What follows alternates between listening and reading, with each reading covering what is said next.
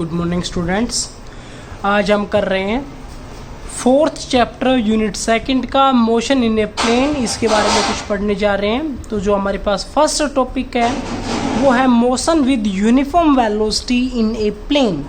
अगर हमारे पास कोई एक ऑब्जेक्ट यूनिफॉर्म वेलोसिटी के साथ किसी एक प्लेन के अंदर मूव करता है तो उसके अंदर हमारे पास क्या डिस्प्लेसमेंट होगा, क्या वेलोसिटी होगी, ये सब हम वेक्टर फॉर्म के अंदर रिप्रेजेंटेशन करेंगे।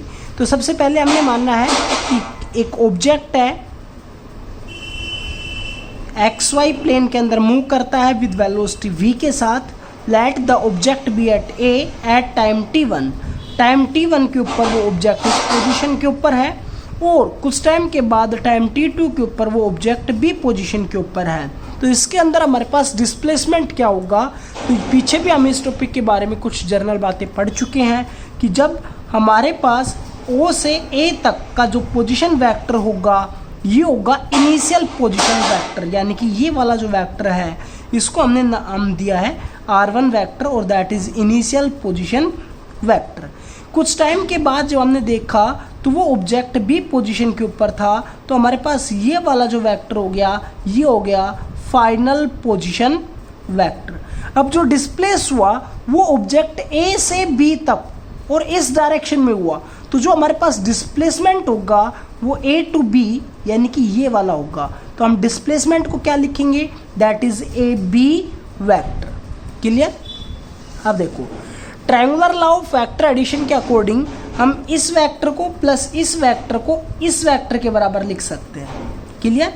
यानी कि O A vector plus A B vector that is equals to O B vector और हमें निकालना है A B, then A B vector that is equals to O B vector minus O A vector.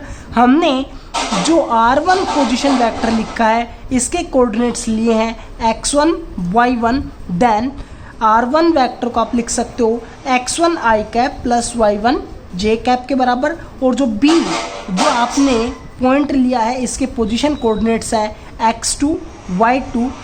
तो इसको आप R2 vector को representation करेंगे x2 i cap plus y2 j cap. अब जो आपके पास डिस्प्लेस हुआ है वो फाइनल पोजीशन वेक्टर में से अगर हम इनिशियल पोजीशन वेक्टर को सब्ट्रैक्ट कर दें तो इसका मतलब हमारे पास हो गया x2 i cap plus y2 j cap के अंदर से x1 i cap plus y1 j cap subtract कर दें तो i कैप वाले कंपोनेंट एक जगह पर लिख लेंगे और j कैप के कंपोनेंट एक जगह पर। तो हमारे पास बनेगा format x2 minus x1 i cap plus y2 minus y1 j cap.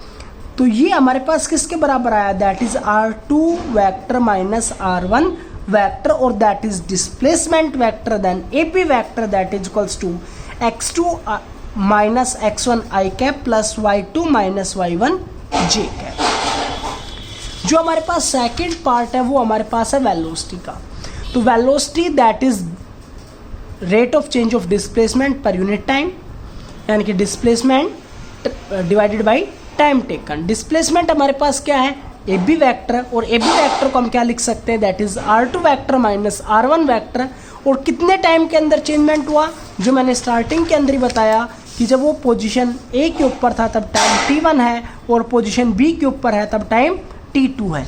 तो टाइम का जो आपके पास ड्यूरेशन है वो लगेगा T2 माइनस T1।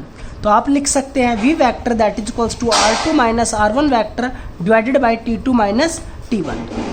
थर्ड जो पार्ट आपके पास है equation of motion of object, equation निकालनी है। तो इस इक्वेशन के अकॉर्डिंग हम ये लिख सकते हैं। तो मैं क्या कर रहा हूँ, T2 माइनस T1 को इधर लेके जाता हूँ तो ये मल्टीप्लाई हो जाएगा तो हो जाएगा R2 minus R1 vector that is equals to V vector into T2 minus T1। हमने कंसिडर किया है, let us consider at time t that is equals to 0। जब टाइम t की वैल्यू 0 होगी then object is at A। जब हमारे पास object कहाँ पर होगा, A के ऊपर, where position vector with respect to O is R0। हमने इसको मान लिया है। अब इस वाले पोजीशन वेक्टर को क्या मान लिया है, R0 और इसके कोऑर्डिनेट्स को क्या मानेंगे, x0 y0 और इस वाले पोजीशन वेक्टर को मानेंगे R और इसके कोऑर्डिनेट्स मानेंगे x y।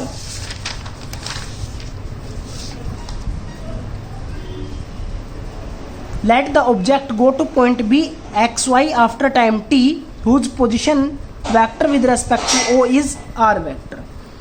अब हम रिप्लेस कर रहे हैं, देखो जो हमारे पास पहले जो हम लेकर चल रहे थे R2 वेक्टर वो तो रिप्लेस हो गया R के साथ, R1 वेक्टर रिप्लेस हो गया R0 के साथ, और जो हमारे पास X1 रिप्लेस हो गया X0, Y1 रिप्लेस हो गया Y0, X2 रिप्लेस हो गया X, Y2 रिप्लेस हो गया Y। अगर हम सभी की वैल्यू यहाँ पर पुट करते हैं, मैं यहाँ पर और लिख देता हूँ, X1 रिप्लेस हुआ है X0 से, और X2 रिप्लेस हुआ है X से, Y1 रिप्लेस हुआ है Y0 से, और Y2 रिप्लेस हुआ है Y से।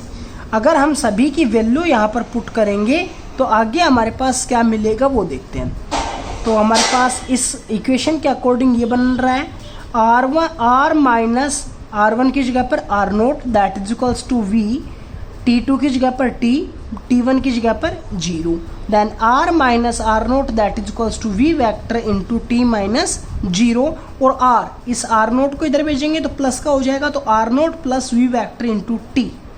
इसको हमने इक्वेशन 3 दिया है। अब हम लिखते हैं let Vx and V by the magnitude of component of V along X axis and Y axis. जो आपके पास वेलोसिटी थी उसके दो कंपोनेंट्स हो गए Vx एंड Vy। तो आप V को क्या लिख सकते हो, Vx i cap plus Vy j cap, then magnitude of V that is equals to Vx का स्क्वायर प्लस Vy का स्क्वायर का अंडर रूट।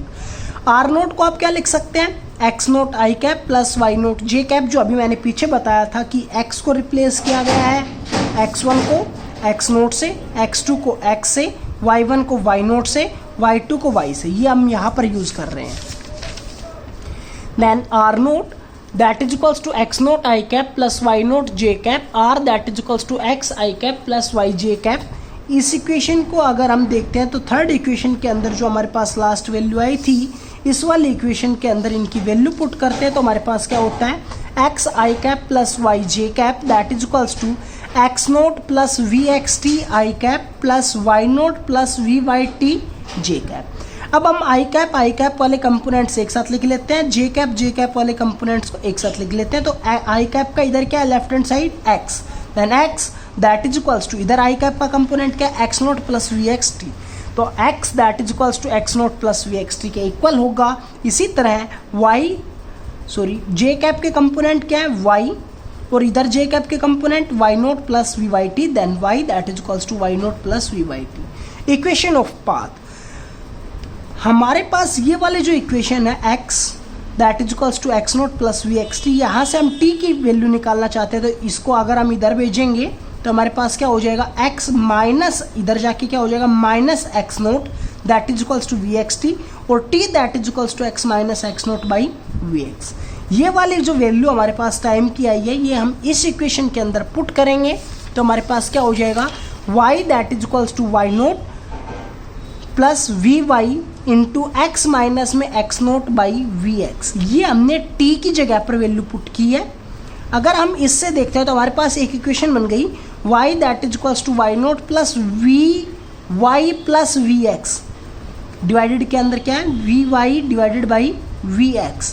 तो ये हमारे पास किस चीज़ को रिप्रेजेंटेशन कर रहा है, स्लोप को, जो कि हमारे पास किसका स्लोप होगा, एक स्ट्रेट लाइन का। देन ग्राफिकल रिप्रेजेंटेशन क्या हो जाएगा, a और b जो आपके पास एक स्ट्रेट लाइन होगी। क्लियर, अगर किसी का स्लोप Vx बाई Vy के फॉर्मेट में हो जाता है तो ये यही रिप्रेजेंटेशन करता है कि जो आपके पास इक्वेशन है वो एक स्ट्रेट लाइन इक्वेशन होगी। The path of object moving with uniform velocity in two dimension is a straight line.